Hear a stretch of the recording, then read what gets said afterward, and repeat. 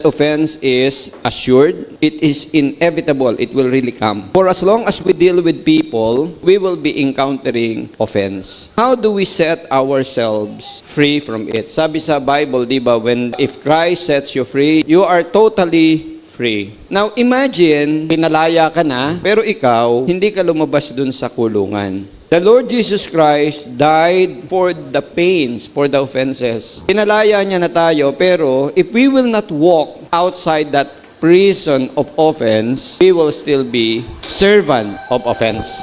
Guard your heart from resentment.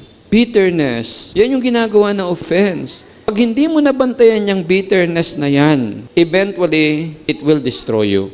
Guard your heart against being always in the opposite. The best way to guard our heart is to guard our relationship with God. Kasi pag maganda ang relasyon natin kay Kristo, it will overflow. Madali nang magpatawad. Kasi alam mong pinatawad ka eh. Madali nang mag-overlook ng offense. Kasi si Lord nag-overlook ng offense natin. Patawarin mo sila, hindi nila alam ang kanilang ginagawa.